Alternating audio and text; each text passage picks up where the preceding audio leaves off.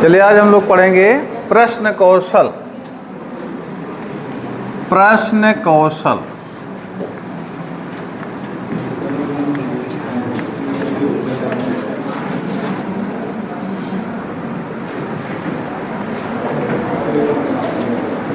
Skill of questioning. Skill of questioning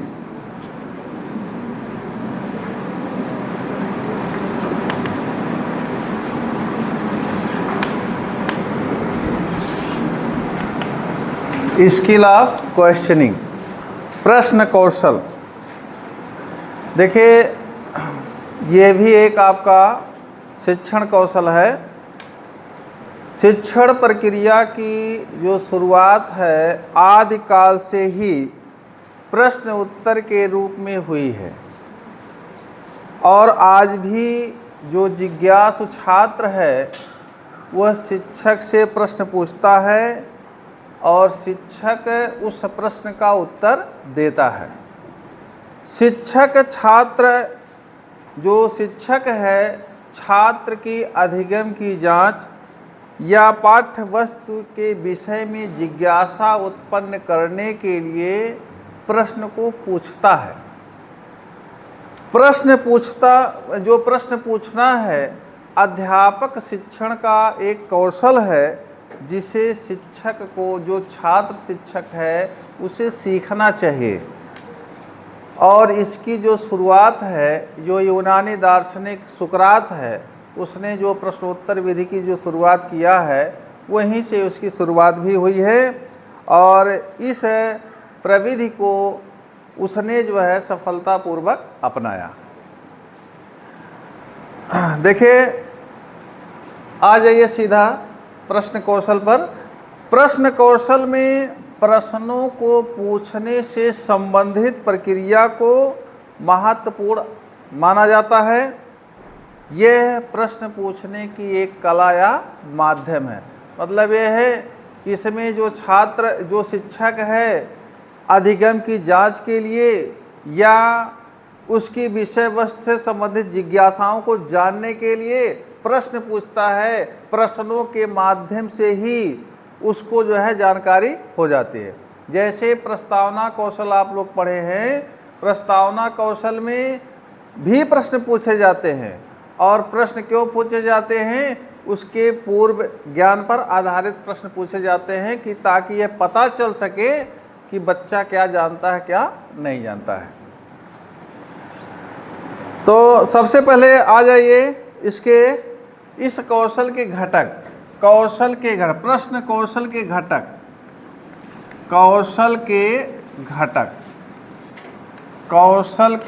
घटक component of skill. कौशल के घटक कंपोनेंट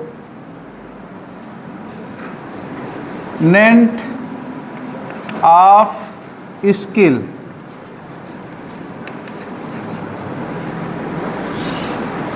कौशल के घटक। पहला घटक यह है कि प्रश्न की संरचना। पहला घटक यह है प्रश्न की संरचना। प्रश्न की संरचना।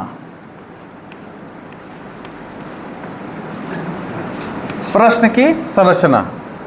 प्रश्न की संरचना का मतलब यह है कि प्रश्न को आपको इस तरीके से तैयार करना है कि छात्र आसानी से आपके प्रश्नों को समझ सके और उसका उत्तर दे सके।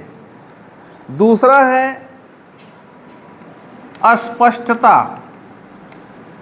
अस्पष्टता। यहाँ पे अस्पष्टता का मतलब यह है कि प्रश्न स्पष्ट और समझ में आने योग्य हो। जो प्रश्न हो स्पष्ट हो और समझ में आने योग्य होने चाहिए ताकि छात्रों को कोई उत्तर देने में कोई भ्रम ना हो। अस्पष्टता हो गया।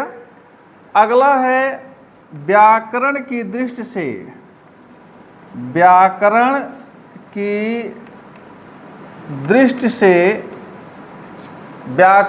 दृष्टि से प्रश्नों में शुद्धता होनी चाहिए।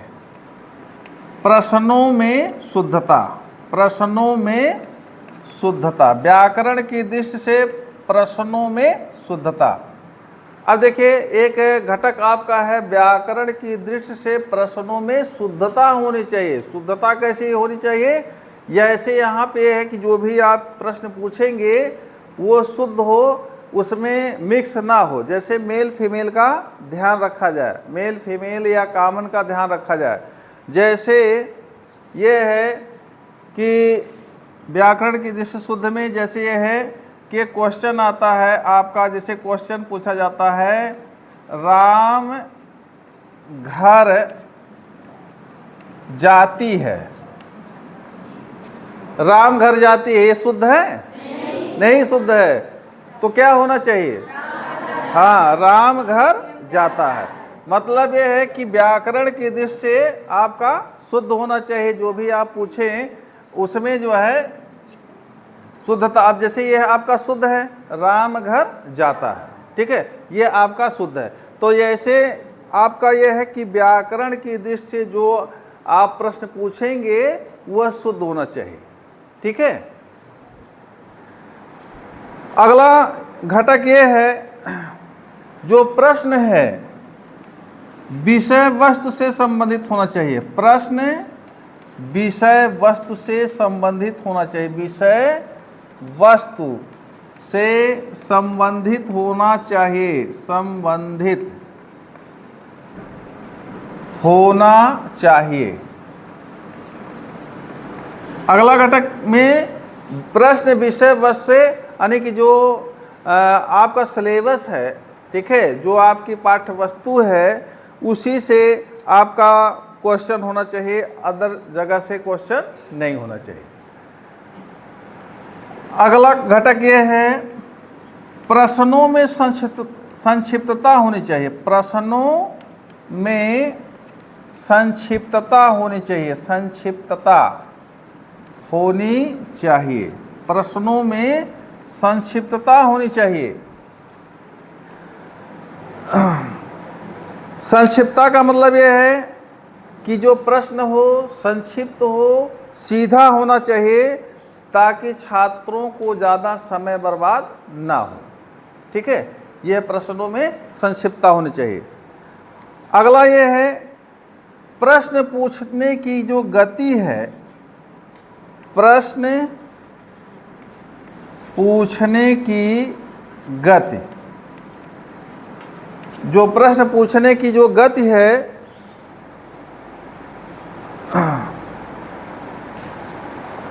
उचित होनी चाहिए। प्रश्न पूछने की गति उचित होनी चाहिए, उचित होनी चाहिए, होनी चाहिए, यानी कि प्रश्न पूछने की गति उचित होनी चाहिए। मतलब यह है कि प्रश्नों को ना तो बहुत जल्दी पूछा जाए, ठीक है, प्रश्नों को ना तो बहुत जल्दी और ना ही बहुत धीरे पूछा जाए। जैसे कुछ लोग हैं तुरंत मनुष्य के सामाजिक प्राणी है, ठीक है, ये नहीं, ये सीधा पूछे मनुष्य एक सामाजिक प्राणी है, किसने कहा है, ठीक है। तो प्रश्न पूछने की गति उचित होनी चाहिए, ना तो बहुत तेजी हो और ना ही बहुत स्लो हो। ये भी स्लो है, मनुष्य एक सामाजिक प्राणी, ये भी गलत है, ठीक है। मतलब ये है कि इसकी जो गति है पूछने की, ना तो तेज हो ना तो कम हो, मतलब मध्यम में हो, ठीक है। अगला घटक ये है कि प्रश्नों का समान रूप से वितरण हो। अगला घटक है प्रश्नों का समान रूप से वितरण, समान रूप से वितरण हो, वितरण हो, प्रश्नों का समान रूप से वितरण। समान रूप से वितरण का मतलब क्या है कि जैसे ये है यहाँ पे, जैसे आप प्रश्न पूछ रहे हैं तो प्रश्न पूछने में ये नहीं है कि एक ही दो बच्चों, क्लास में पूरे बच्चों को छोड़ करके एक ही दो बच्चों से प्रश्न पूछा जाए, बल्कि सारे बच्चों से प्रश्न आप पूछिए, ठीक है। कभी वहाँ से पूछ ले, कभी वहाँ से, कभी वहाँ से, इस तरीके से आप प्रश्न, ठीक है। प्रश्नों का समान रूप से वितरण हो, यानी एक क्लास में एक ही बच्चे से बार बार प्रश्न ना पूछ करके बल्कि सभी बच्चों से समान रूप से प्रश्न जो है पूछा जाए। ठीक है। उसके बाद है ये है कि प्रश्न पूछने में आवाज़ का स्तर। अगला घटक है प्रश्न पूछने में आवाज़ का स्तर। आवाज़ का स्तर, आवाज़ का स्तर उचित होना चाहिए, उचित होना चाहिए, होना चाहिए। देखिए आवाज़ का, जैसे आप गति देख रहे हैं, गति जैसे है उचित गति से, यह प्रश्न पूछने में आवाज़ का स्तर उचित होना चाहिए। मतलब जो आप बोल रहे हैं आवाज़ ना तो कम हो ना तो ज़्यादा हो। ठीक है। जैसे कम इतनी भी ज़्यादा ना हो कि प्रश्न आप पूछ रहे हैं पीछे वाला जो बच्चा बेंच पे बैठा है उसको सुनाई ना पड़े, और इतनी तेज़ी से भी ना हो, इतनी आवाज़ भी नहीं होनी चाहिए कि बगल वाला कमरा डिस्टर्ब हो। ठीक है। तो प्रश्न पूछने में आवाज़ का जो स्तर है उचित होना चाहिए। ठीक है। तो यह प्रश्न कौशल के जो घटक हैं ये है आपका, इतनी पॉइंट है। प्रश्न की संरचना, स्पष्टता, व्याकरण की दृष्टि से प्रश्नों में शुद्धता, प्रश्न विषय वस्तु से संबंधित होना चाहिए, प्रश्नों में संक्षिप्तता होनी चाहिए, प्रश्न पूछने की गति उचित होनी चाहिए, प्रश्नों का समान रूप से वितरण हो, और प्रश्न पूछने में आवाज़ का स्तर जो है उचित होना चाहिए। ठीक।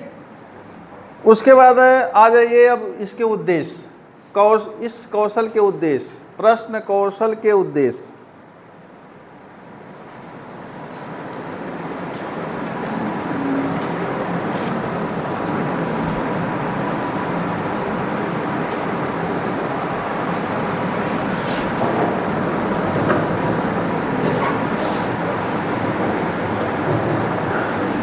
कौशल के उद्देश्य।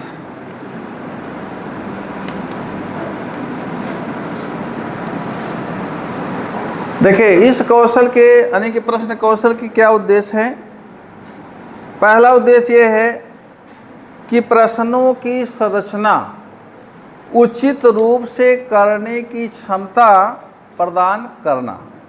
पहला जो है उद्देश्य यह है कि प्रश्नों की संरचना, प्रश्नों की संरचना उचित रूप से करने की क्षमता प्रदान करना।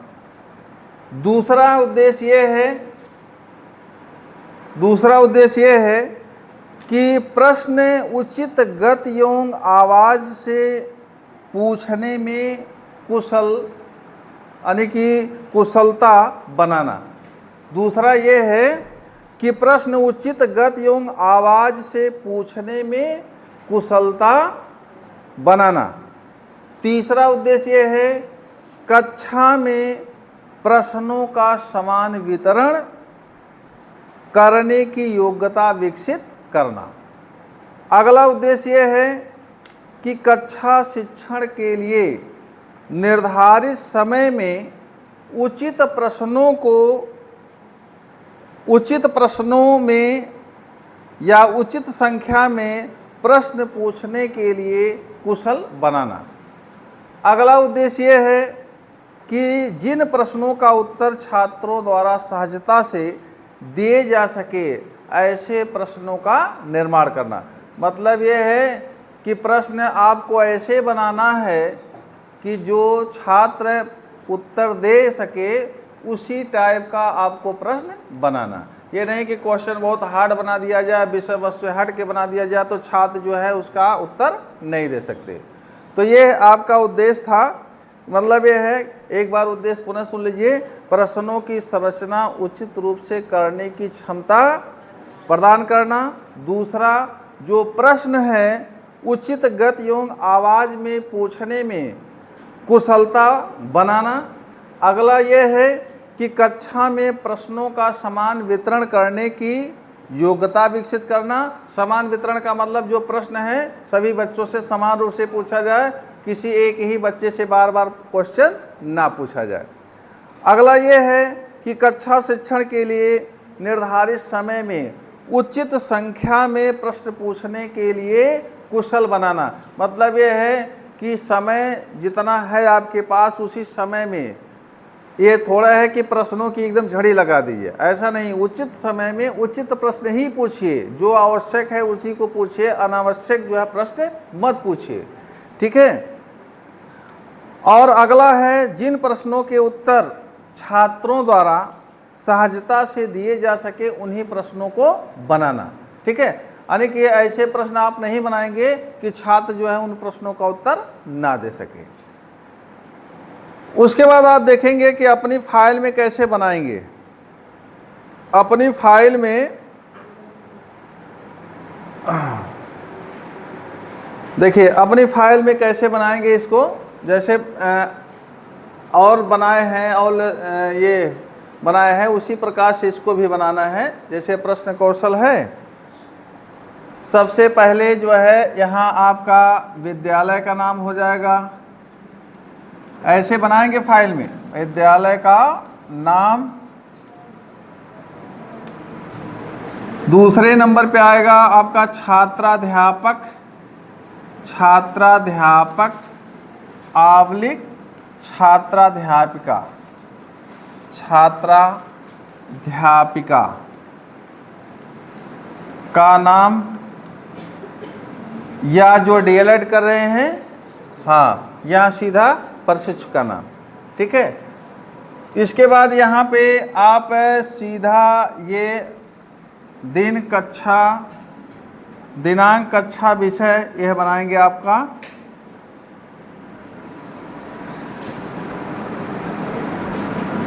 दिनांक, कक्षा, विषय, उपविषय, उपविषय, फिर आपका क्या आएगा, हाँ, कालांश आएगा, कालांश। उसके बाद हाँ, अवधि। माइक्रो टीचिंग की अवधि कितनी होती है, हाँ, 5 से 10 मिनट। कालांश का मतलब जो जैसे शिक्षण कार्य को करने के लिए जो घंटे होते हैं, कई उसको कालांशों में बांटा जाता है। जैसे दूसरी बेल है, तीसरी बेल है, पहली बेल है। मान लीजिए कि यहाँ दूसरी बेल है। ये दिनांक में 3, 4, 25 हो गया। कक्षा 6, चलिए 6th क्लास हो गया। विषय में आपका सामाजिक अध्ययन, सामाजिक अध्ययन, और उप विषय में नागरिक शास्त्र, ठीक है। यहाँ पे फिर यहाँ आप प्रकरण लिखेंगे, प्रकरण या टॉपिक। जैसे हम लोग प्रश्न पूछेंगे ग्राम पंचायत का, ग्राम पंचायत, जैसे इसी के आधार पर आपका जैसे नागरिक शास्त्र, जो सोशल वाले विषय होंगे वह, जैसे नागरिक शास्त्र है, इतिहास है, भूगोल है, अर्थशास्त्र है, ये इसी के आधार पर ऐसे बनेगा।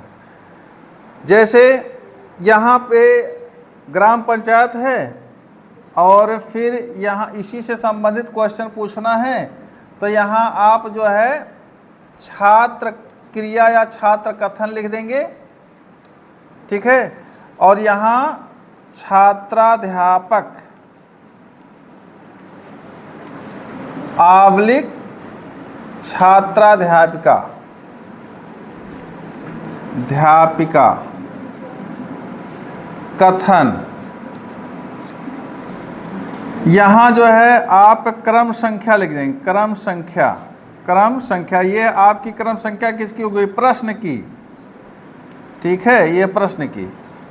देखिए अब यहाँ क्रम संख्या में जैसे ये हम इसी तरीके से फाइल में बनाएंगे अपने, ठीक है। यहाँ प्रश्न लिखेंगे, प्रश्न 1, प्रश्न 2, ठीक है, जो भी आपका प्रश्न पूछना है। जैसे ये है कि अब प्रश्न कैसे पूछा जाता है, देखिए प्रश्न कौशल में देखिए कैसे जो है आप बनाएंगे, इसी तरीके से बनाएंगे। जैसे ग्राम पंचायत से संबंधित आपको प्रश्न पूछना है तो सबसे पहले ये पूछेंगे कि कैसे भी आपको अपने टॉपिक पर निकाल लेना है। वैसे प्रश्न पूछने में आप प्रश्न पूछ सकते हैं कहीं से भी, लेकिन ये है कि एक इस सिस्टम के तहत ये जैसे है कि जैसे आप प्रस्तावना कौशल के जो प्रश्न करते हैं उसी तरीके से आप प्रश्न पूछेंगे। जैसे इसमें यह है कि राष्ट्रगान के रचयिता कौन है। हाँ, जैसे ये आपका क्वेश्चन आ गया, राष्ट्रगान के रचयिता कौन है, तो यहाँ पे छात्र कथन में क्या है, वो सीधा बताएगा रविंद्रनाथ टैगोर, ठीक है। अब देखिए यहीं से क्वेश्चन फिर उठा लेगा, जो शिक्षक है यहीं से क्वेश्चन उठा, रविंद्रनाथ टैगोर किस देश के निवासी थे। भारत, भारत यहाँ रविंद्रनाथ टैगोर के यहाँ आ गया, छात्र ने बताया भारत। अब यहाँ पे भारत में कौन सी शासन प्रणाली है, संसदात्मक या अध्यक्षात्मक, तो संसदात्मक शासन है, ठीक है, संसदात्मक शासन प्रणाली। अब यहाँ पे अगला क्वेश्चन हम बनाएंगे कि संसदात्मक शासन प्रणाली में शक्तियों के विकेंद्रीकरण की सबसे छोटी इकाई कौन सी है, आपकी ग्राम पंचायत, ठीक है। मतलब क्वेश्चन आपको ऐसे एक दूसरे से रिलेटिव बनाना है, ठीक है। तो ये इसी तरीके से आप जो है प्रश्न पूछे, और जो प्रश्न है वो छात्रों के विषय वस्तु से होनी चाहिए, छात्रों के आईक्यू लेवल के अनुसार होना चाहिए। ऐसे प्रश्नों का आप निर्माण करिए जिससे छात्र जो है उन प्रश्नों का उत्तर दे सके, ठीक है। तो इस प्रकार से ये आपका प्रश्न कौशल था, ये आपका पूरा हो गया।